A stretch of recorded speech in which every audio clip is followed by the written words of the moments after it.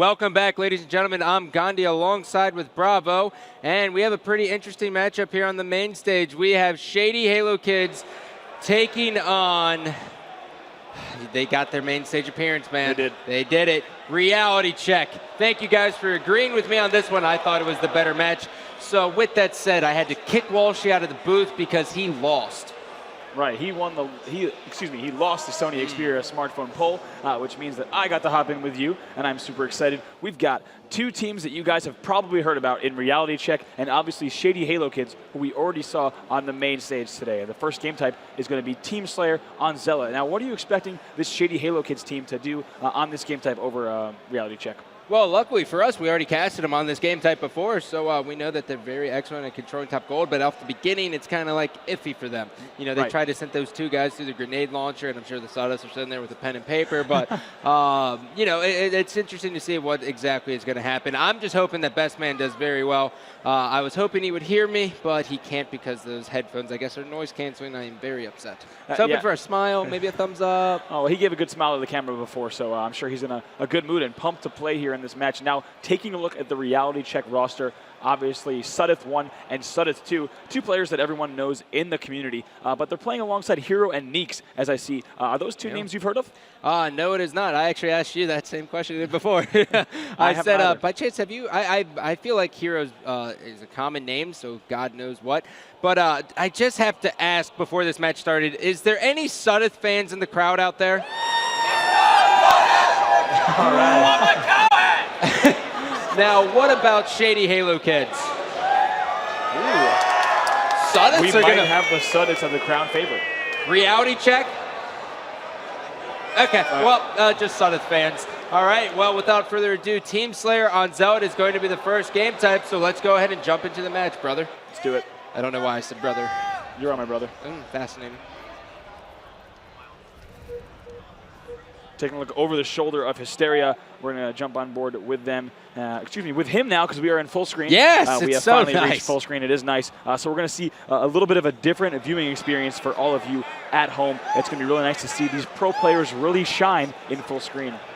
Yeah, and it's much easier on the eyes. You don't get tunnel vision on one person. Right. You know who's what. And, you know, really, like you said, just people just shining and rising up to the occasion. But talk to me a little bit about Hysteria. You have so much experience with him, and I've played against him only for a year. So I want to know, what is it about Hysteria that makes him a top-tier player? I think it's, first of all, his drive to play. You know, he's a very dedicated player. So obviously, whereas some other players, you know, they might be easily distracted. First of all, Hysteria, he really loves competitive gaming. He's also a very good StarCraft player. So he understands really the overall competitive balance and the competitive physics of the game. And I think he really applies that understanding to his gameplay. Gotcha. Well, Hero actually getting off to a double kill with that sniper earlier on, but now they have just lost control of the lead. Hysteria will be rewarded the sniper, and he did it such an excellent job when we casted him earlier on split screen with that sniper rifle. He got a killing frenzy, which led his team, and meanwhile, Sudeth won with the triple kill. Big flank there from Sud 1. You saw those two guys push up right into the landing right away, and they caught Shady Halo Kids off guard. Yep, so both Sudeths are taken down. That leaves Hero and Neeks to kind of come back from red base. The members of Team Shady Halo Kids, taking out Hysteria. Shady Halo Kids were not prepared for that, and Neeks is going to hit him with an animation, and actually he's going to get his kill stolen.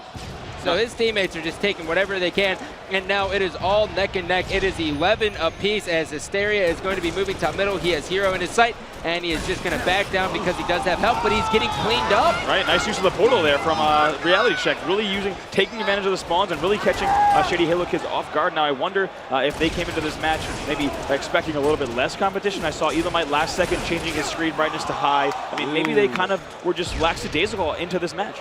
Yeah, and you know, I mean, they did get a little bit of a warm-up in. It was probably about 2 minutes as we were sitting there jibber-jabbering, but is that adequate for these players after playing split screen for so long? I think they're definitely going to need more of a full screen warm-up. I'm definitely expecting Shady Halo Kids to take this series without a doubt. However, they're going to be using this series really as a warm-up for their later rounds. Now keep in mind, this is still winner's bracket round number 4.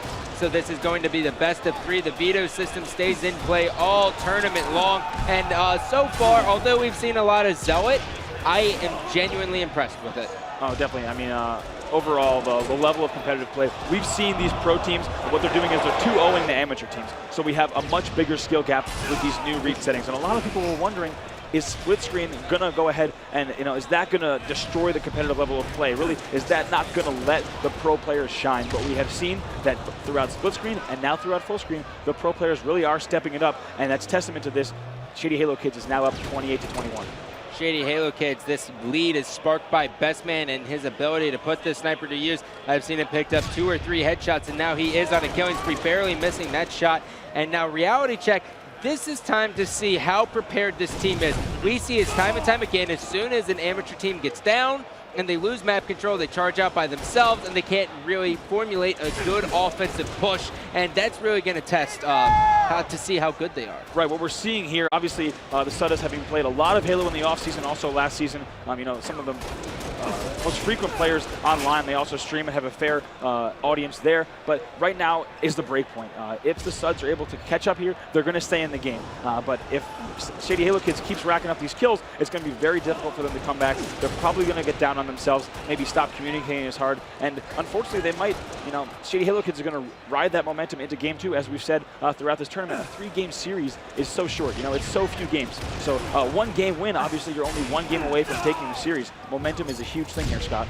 Yeah, well, Sudeth 1 is now going to try to attempt to put on the Dougie for Elamite there in that battle, but he was going to be taken down. Elamite knows all his tricks, so he was unable to win that. Now jumping on board with Sudeth 1, he is going to be waiting for his teammate who was just killed behind him, and here comes the push, and Hysteria working hand-in-hand with Bestman will be able to take him down. Yeah, very nice push from Hysteria. We saw Hysteria do that earlier as well in the last series. He's the first one to push into the base after his team has spawn trapped the enemy.